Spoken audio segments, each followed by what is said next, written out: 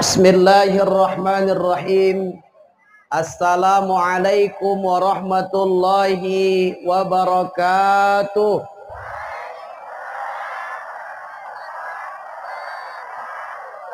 Alhamdulillahilladzi asra bi'abdihi laylan minal masjidil harami ilal masjidil aqsa.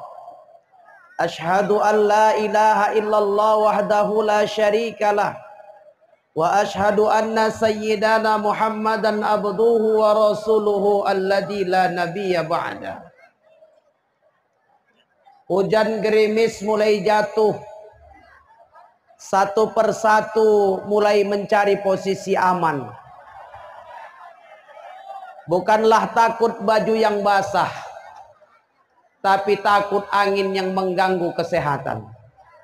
Kita doakan mudah-mudahan hujan yang jatuh malam hari ini, begitu jugalah keberkahan yang jatuh kepada Aceh Singkil yang kita cintai ini. Amin. Yang sama kita hormati, kita muliakan pendiri Pondok Pesantren Darul Muta'allimin. Yang sama kita hormati, kita muliakan ayahanda pimpinan Pondok Pesantren Darul Muta'allimin. Yang sama kita hormati, kita muliakan Bapak Asisten 3 yang hadir mewakili Bapak PJ Bupati. Kalau bak kata orang Melayu, enak sungguh ikan gulama, ambilkan kerang tolong masakkan. Jika melihat Pak Asisten 3 yang peduli dengan agama, saya yakin jangankan dana yang kurang, biaya panitia pun dilebihkan. Bapak Ibu yang mohon maaf tak bisa saya sebutkan satu persatu. Karena apa? Dua hal saya tak bisa lama dakwah malam hari ini. Pertama, hujan mulai deras, acara masih lama. Yang kedua, Ustadz kenapa tak lama? Guru saya bilang, ceramah yang panjang bukan dilihat dari berapa lama jarum jam berjalan, tapi ceramah yang panjang lihatlah dari situasi duduknya jamaah. Kalau kaki jamaah sudah ganti posisi duduk 3 kali, maka berhentilah ceramah. Karena jamaah lebih memikir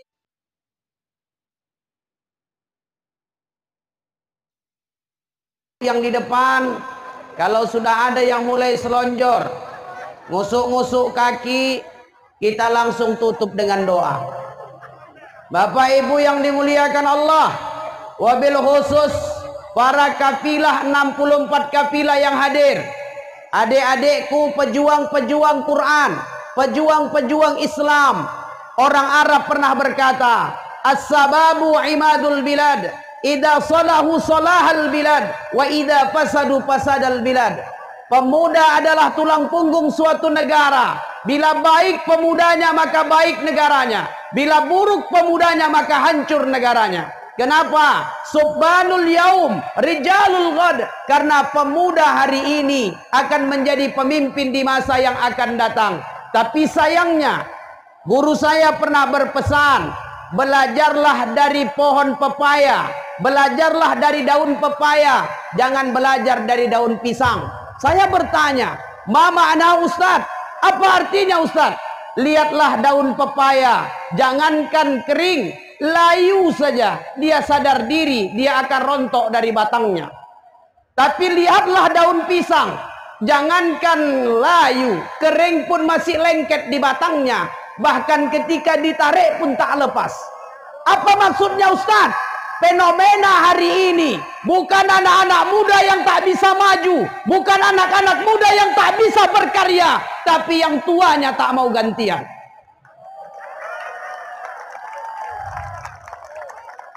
Maka kita bangga hari ini. Jauh saya datang dari Medan, hujan lebat sepanjang jalan, 7 jam perjalanan. Lelah tak bisa dibohongi, letih tak bisa ditutupi. Tapi lelah itu malam hari ini terbayarkan lunas. Karena malam hari ini Allah hadirkan saya di tengah orang-orang soleh, calon penghuni surga semuanya. Amin. Surga itu disiapkan Allah. Dalam Quran Allah katakan, Wasari'u ila maghfiratin min rabbikum wa jannatin arduha as-samawati wal ard uiddat lil muttaqin. Dan bersegeralah kalian kepada ampunan Tuhanmu dan kepada surga yang luasnya seluas langit dan bumi. Uiddat lil muttaqin. Surga itu telah Allah siapkan bagi orang-orang yang bertakwa. Siapa itu? Pertama, alladzina yunfiquna fis sarra'i wad dharra. Orang-orang yang mau menafkahkan sebagian hartanya, baik ketika dalam keadaan lapang ataupun dalam keadaan sempit. Hari ini berapa banyak orang yang mereka dititipkan Allah harta yang banyak. Berapa banyak orang yang Allah titipkan kekuasaan yang tinggi, tapi terkadang hartanya dia habiskan hanya untuk dunia. Ibu-ibu yang sudah punya anting-anting sepasang, beli yang lebih besar, bahkan lebih banyak dia beli. Punya kalung yang besar, satu dia beli 2. Gelang 5 dia beli 10. Simpan di lemari banyak-banyak. Rupanya meninggal. Suami nikah lagi. Siapa yang makai mas tubuh? Secinta-cintanya suami, suami tak akan ikut masuk ke liang lahat ketika jenazah kita dipendam di liang lahat. Betul? Nangis dia hanya 1-2 hari. Hari ketika dia sudah CLBK dengan mantan yang lama. Makanya ada ungkapan berkata, tiada lagi gunanya harta, kawan karib, sanak saudara. Tiada lagi gunanya harta, kawan karib, sanak saudara. Jikalau ada amal di dunia, itu menjadi pembela kita. Maaf ibu, berapa banyak hari ini orang lebih sibuk mempercantik wajahnya daripada mempercantik ibadahnya. Betul pak? Ibu-ibu mana lebih banyak dikeluarkan dana setiap bulan? Apakah untuk sedekah apa untuk make up? Tidak hanya anak gadis hari ini. Berapa banyak emaknya kadang lebih gatal dari anak gadisnya. Tengoknya anak gadisnya pakai bedak meong, dia nggak mau kalah pakai MS Glow. Sepasang 350.000. Ustaz kok tahu? Istriku pakai itu juga soalnya. Maka Pak jangan heran lihat emak-emak sekarang. Wajahnya glowing. Tapi dari leher sampai kakinya hitam kayak pantat kuali. Lihat emak-emak sekarang. Kalau pergi keluar rumah. Ya Allah. Bedak tebal. Lipstik tebal. Bulu mata dah dikasih Allah bulu dicukur. Diganti pakai pensil alis. Pergi lihat majelis ta'lim ke Subulus Salam. Mengendarai sepeda motor. Sampai tengah jalan gerimis. Gerimis. Mau teduhan gak bisa teduhan. Kanan kiri sawitan. Lanjut jalan. Tangan belah kanan megang gas. Tangan belah kiri nutupin alis. Karena yang nutupin alis sebelah tangan, alisnya sebelah kering, sebelah basah. Sampai ke tempat taklim dia lupa alisnya palsu, dia ambil tisu, dia lap, hilang sebelah. Orang nengok dia senyum. Dia balas senyum. Lama-lama dia penasaran kok semua orang nengok dia senyum. Diambilnya tasnya, dikeluarkannya senjata rahasianya. Apa senjata rahasianya, Bu? Semua kaca bisa dibuat bercermin. Kenapa senjata rahasia perempuan itu cermin, Ustaz? Karena kata orang Arab, al-mar'ah kal-mir'ah. Sifat perempuan itu seperti cermin. Apa sifatnya cermin? Cermin itu kalau jatuh pecah, kalau pecah bisa disatukan lagi, bisa, tapi bekas pecahnya nggak bisa dihilangkan. Itulah sifat perempuan. Perempuan itu makhluk yang mudah memaafkan tapi sulit melupakan. Maka wajarlah kalau kemuliaan makhluk diletakkan pada wanita. Lihat sejarahnya ketika Allah Subhanahu wa taala menciptakan Adam di dalam surga, diletakkan dengan segala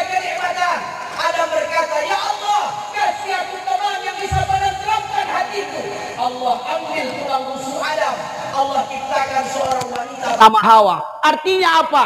Pada dasarnya seorang perempuan diciptakan dari tulang rusuk. Tapi fenomena hari ini, berapa banyak perempuan sanggup jadi tulang punggung dalam keluarganya.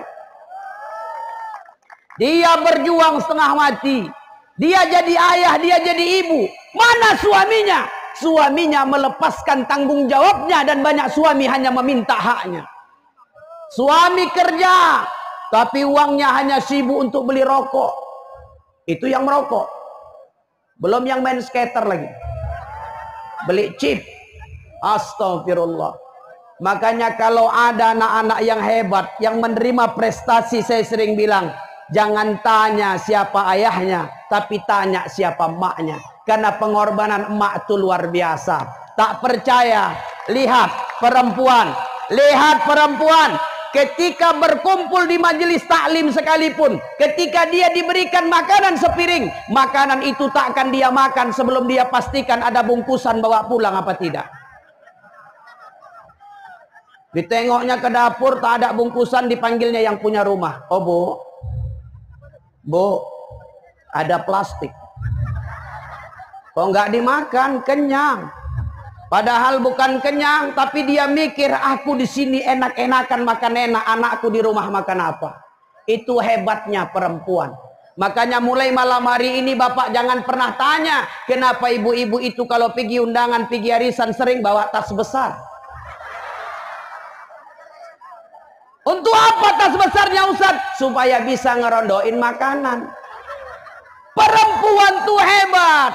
Maka tak salah apa kata Rasulullah, al-jannatu tahta aqdamil ummahat. Surga itu diletakkan di bawah telapak kaki ibu. Surga itu diletakkan di bawah telapak kaki ibu. Dan malam hari ini saya berani pastikan, malam hari ini saya berani pastikan, seluruh ibu di dunia ini adalah wanita.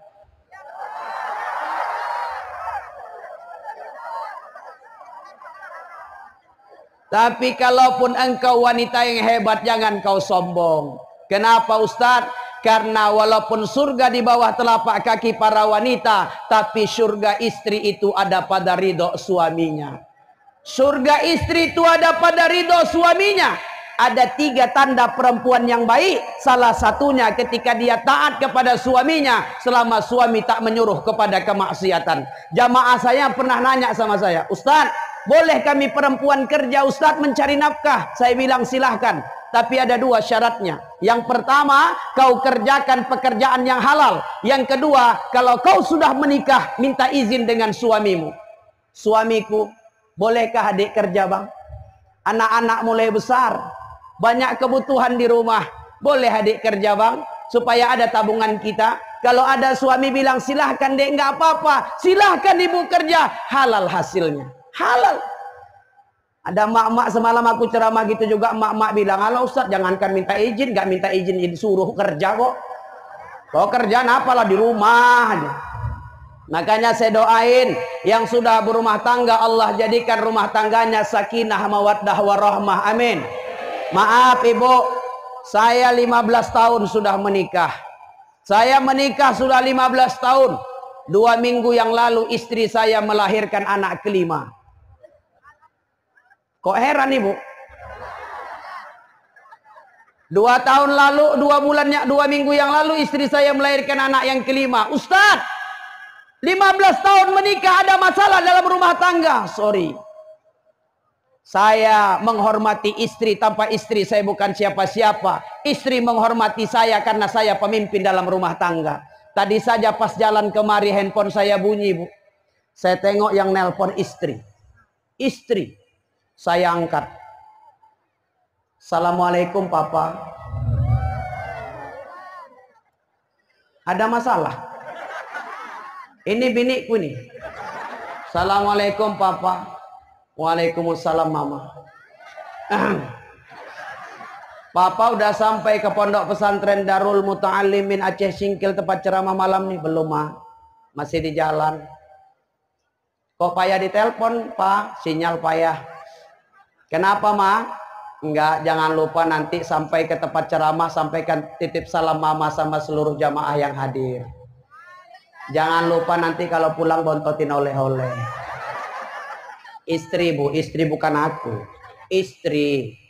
Kalau aku malulah istri. Tapi sebagai suami yang baik kan kita nyampaikan. Ya kalau dikasih alhamdulillah, ya kalau enggak kelewatan.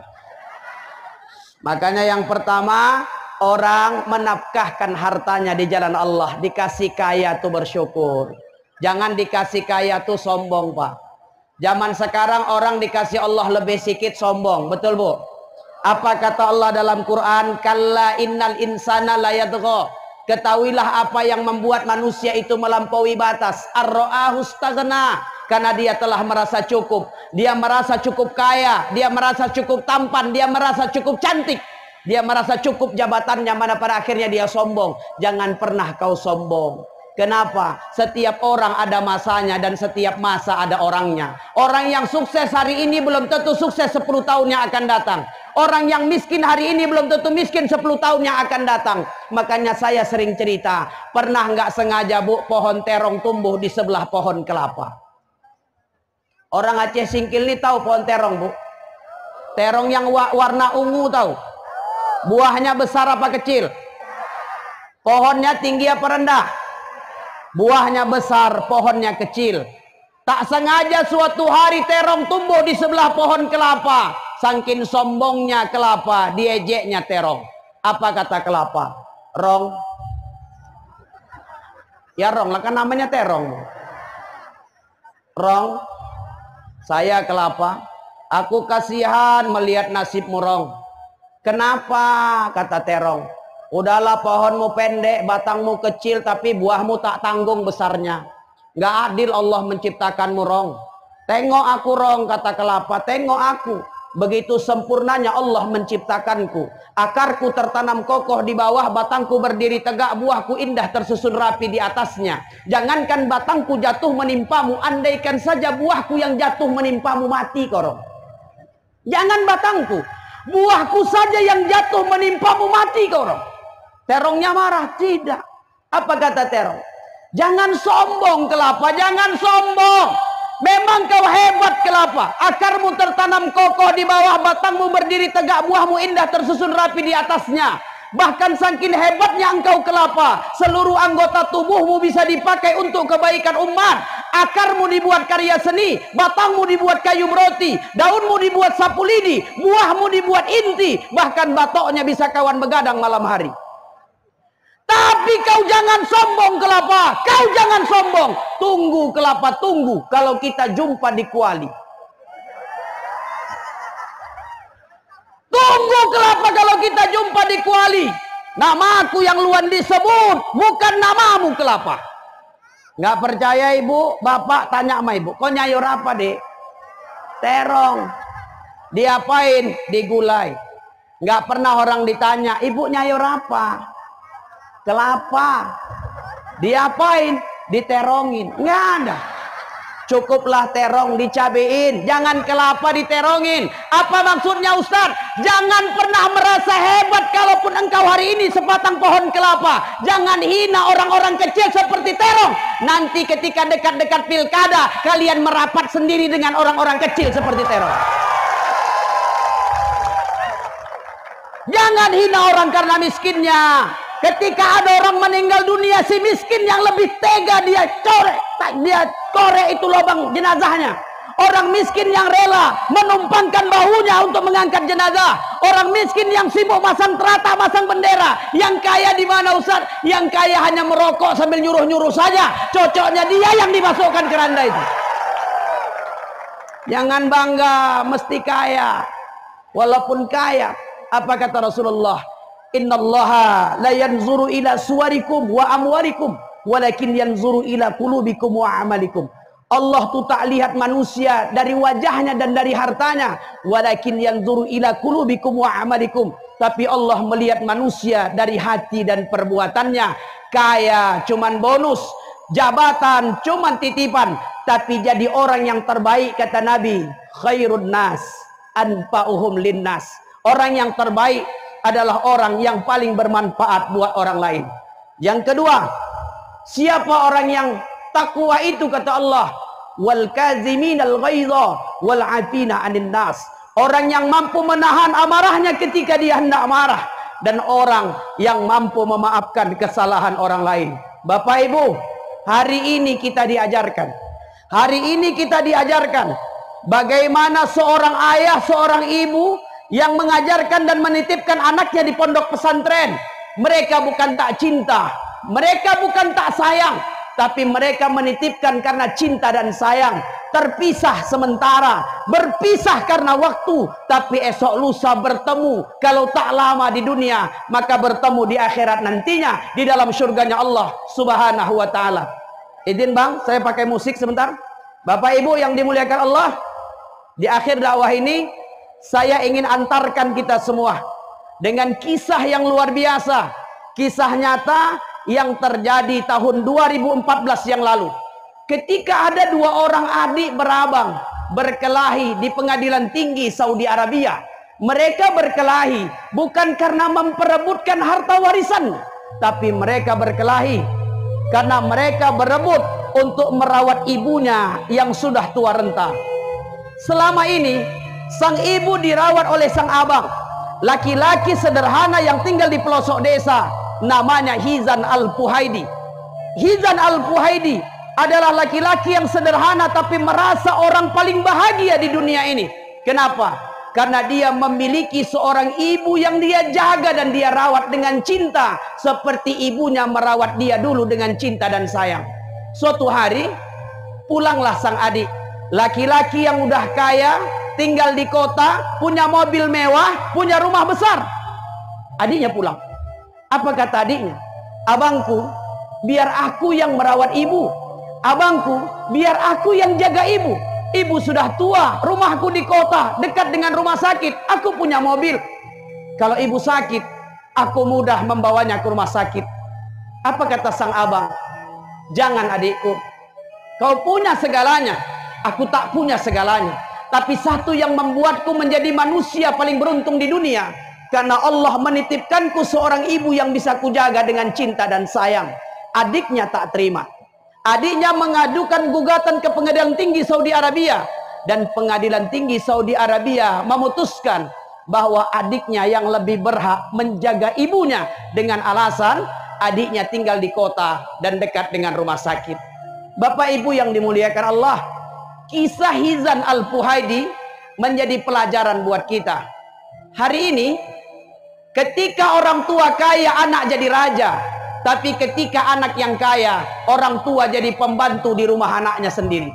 Satu orang tua bisa menyekolahkan 3, 4, 5 bahkan 6 anaknya. Tapi satu orang tua tak bisa dijaga anak menjelang hari tua, menjelang kematiannya.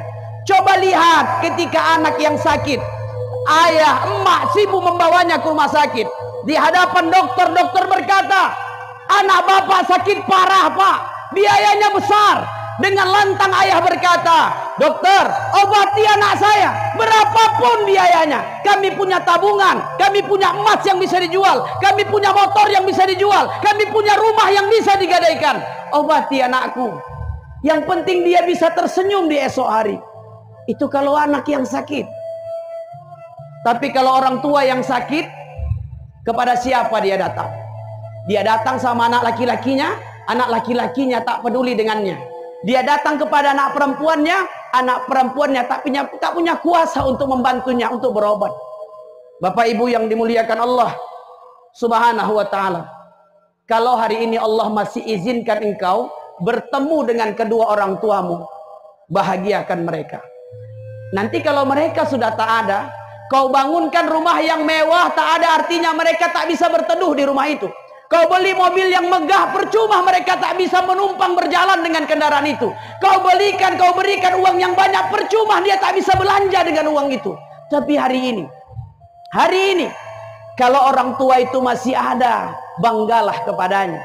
Jangan malu kau punya orang tua yang tinggal di rumah tua, karena mungkin dia tak bisa memperbaiki rumahnya karena biayanya habis untuk membiayai kita. Ayah itu luar biasa. Dia kerja setiap hari banting tulang peras keringat. Ringkih badannya, terbakar kulitnya. Paparan sinar matahari menghampas keringatnya keluar tetesan demi tetesan. Semua dia lakukan untuk kita bisa makan dan kita bisa sekolah. Siapapun ayah kita, Ayah kita petani yang setiap hari pergi membajak sawahnya. Ayah kita karyawan, tiap hari tergores hatinya karena dimarahi atasannya. Ayah kita pedagang, kadang hujan lebat dia hadapi tanpa pembeli satupun. Tapi dia kuat. Demi siapa? Kita anak-anaknya. Mak kita mengandung kita 9 bulan lamanya dalam rahimnya. Bersimbah darah, bertaruh nyawa dia lahirkan kita. Dia jaga kita siang dan malam. Kadang malam dia tak tidur karena takut kita digigit nyamuk. Kenapa dia bisa? Karena bagi mereka kita puncak kebahagiaannya. Tapi sayangnya, anak yang dia banggakan, anak yang dia timang-timang, anak yang dia biayai, sekarang sudah besar, tangannya tak sanggup lagi memeluk kita, kita yang memeluknya. Dia malu mencium kita, kita yang menciumnya. Setinggi apa jabatan kita, sebanyak apa harta kita, dia tak peduli. Karena di mata dia, kita adalah anak yang dulu dia rawat dan dia jaga dan dia sekolahkan. Bapak Ibu, ada sebuah kisah yang luar biasa. Ada seorang anak kelas 3 SD yang selalu dibawa ayahnya sholat subuh berjamaah ke masjid. Ada anak kecil kelas 3 SD yang selalu dibawa ayahnya sholat subuh ke masjid. Tiap hari dibonceng dengan sepeda tuanya. Ayahnya menggohet, mengayuh sepedanya. Sang anak duduk di belakang boncengannya. Setiap hari subuh, ketika masuk waktu sholat, ayahnya ambil mikrofon, ayahnya azan. Selesai itu mereka sholat berjamaah. Ketika mereka pulang, ayahnya selalu berkata, "Nak, suatu hari ayah pingin jadi imam salat. Suatu hari ayah pingin jadi khatib berdiri di atas mimbar, tapi ayah nggak bisa lakukan itu karena ayah nggak punya ilmu. Nah, suatu hari kalau kau besar, lakukanlah itu untuk ayah." Bapak Ibu, ketika anak itu kelas 4 SD, ayahnya meninggal dunia. Ketika anak itu kelas 4 SD, ayahnya meninggal dunia. Tak ada lagi ayah yang memboncengnya setiap subuh ke masjid. Tak lagi dia dengar ayah yang melantunkan azan di waktu subuh. Bapak Ibu, anak kelas 4 SD itu, hari ini sedang berdiri berdakwah di hadapan Bapak Ibu sekalian.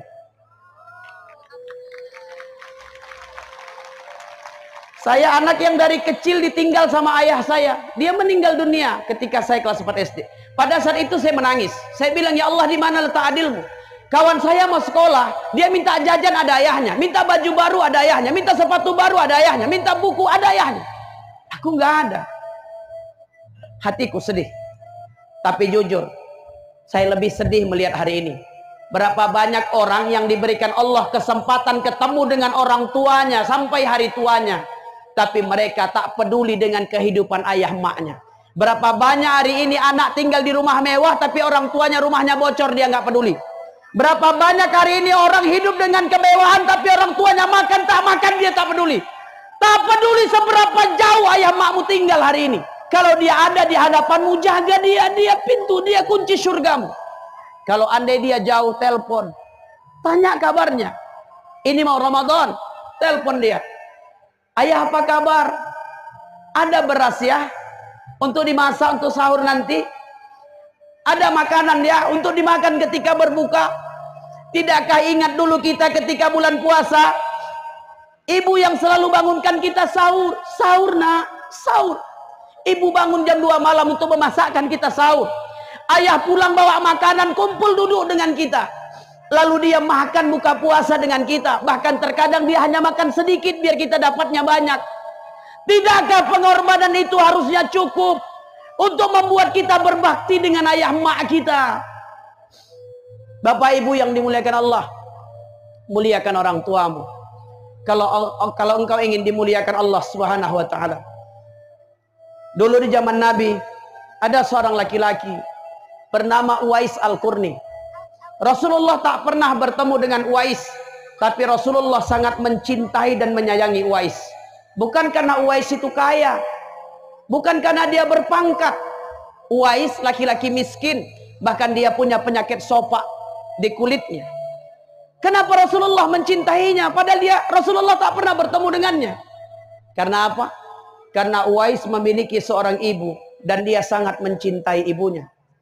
Suatu hari ibunya berkata, Uwais, ibu pingin berangkat ke Mekah nak. Ibu pingin melaksanakan ibadah haji. Uwais nggak tahu dengan apa diberangkatkannya ibunya. Harta dia nggak punya, onta dia nggak punya. Uwais tabung sedikit demi sedikit uangnya. Dia beli anak seekor domba.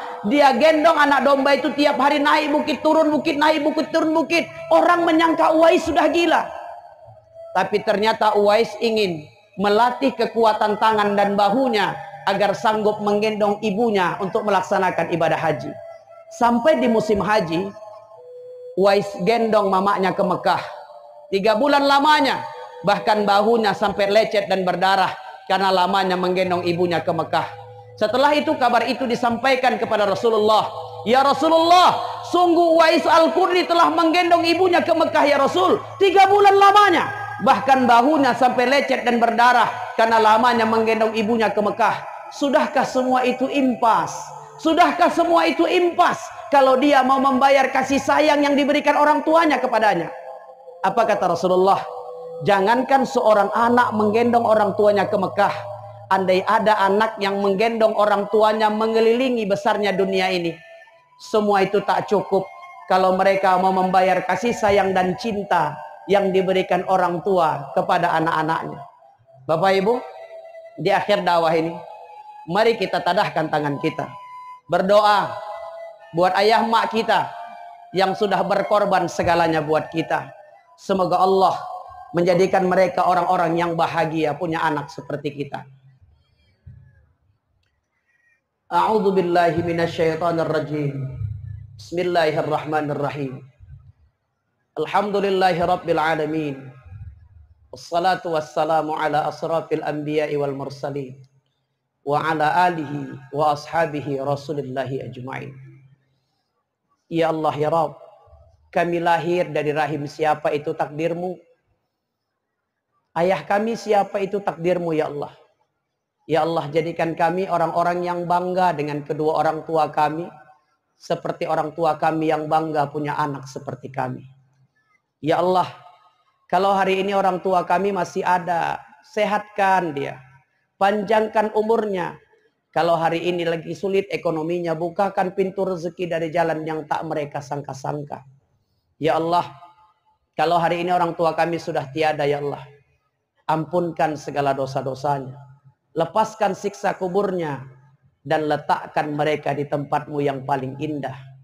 Ayah kami itu hebat ya Allah.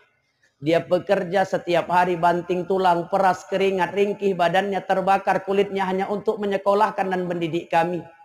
Walaupun dia tahu ketika kami sukses, belum tentu kesuksesan kami dia yang menikmati. Ayah kami itu hebat. Mak kami juga hebat ya Allah. Dia mengandung kami 9 bulan dalam rahimnya. Dilahirkannya kami bersimbah darah, bertaruh nyawa. Dijaganya kami siang dan malam ya Allah. Itu lelah ya Allah. Itu lelah. Tapi dia lakukan karena dia cinta dan sayang kepada kami. Ya Allah, kalau hari ini orang tua kami sudah tak ada, sampaikan maaf kami kepadanya. Maafkan kami ayah. Maafkan kami mak. Terima kasih telah mendidik dan membesarkan kami. Ya Allah ya Rahman. Sebahagian dari kami yang hadir di tempat ini adalah orang tua yang punya anak. Jadikan anak-anak kami anak-anak yang solih dan solihah. Anak-anak yang menjadi obat dari lelahnya kami mencari nafkah sepanjang hari ya Allah. Ya Allah ya Rabb, tak banyak yang kami minta dari anak-anak kami. Kami tak minta anak kami bangunkan kami rumah yang besar. Kami tak minta anak kami kasih kami uang yang banyak. Karena melihat mereka bahagia saja kami lebih bahagia. Tapi satu yang kami harap dari mereka ya Allah. Ya Allah, suatu hari nanti akan tiba masa, tiba waktu saat datang maut menjemput kami. Pada saat datang maut itu ya Allah, lisan kami tak bisa lagi berucap, mata kami tak bisa melihatnya, tangan kami tak mampu menggenggam tangannya, kaki kami tak bisa melangkah meminta tolong kepada siapapun. Ya Allah, ketika datang maut menjemput kami, izinkan tangan anak kami yang memandikan jenazah kami ya Rabb, agar tak terbuka aib andai ada aib di tubuh ini. Izinkan tangan anak kami yang membalutkan kain kafan di tubuh kami, sebagai balas budi mereka kepada kami, karena kami yang memakaikan pakaian mereka ketika mereka kecil tak bisa pakai pakaian sendiri. Ya Allah, ketika jenazah kami ditelentangkan hendak disolatkan, izinkan kami melihat anak laki-laki kami yang berdiri sebagai imam salatnya. Dia akan tadahkan tangannya mohonkan ampunan buat kami.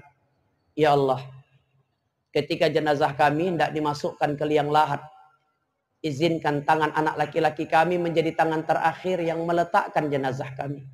Pelan-pelan dia letakkan. Dia tutup kami dengan papan, dia timbun kami dengan tanah. Ya Allah, esok lusa itu pasti terjadi. Ya Allah, kami tak tahu waktu itu kapan, tapi pasti terjadi. Ya Allah, ketika saat itu tiba, kami titipkan kepada Engkau, ya Allah. Jaga anak cucu kami dalam syahadat. Jaga anak cucu kami dalam keimanan dan ketakwaan. Karena kami ingin bersama mereka bukan hanya di dunia, tapi juga di syurgamu dengan kebahagiaan yang abadi. Allahumma rabbana atina fid dunya hasanah wa fil akhirati hasanah wa qina azaban nar. Wa sallallahu wasallam alaihi walhamdulillahi rabbil alamin. Taqabbalallahu minkum. Terima kasih, mohon maaf salah dan khilaf. Assalamualaikum warahmatullahi wabarakatuh.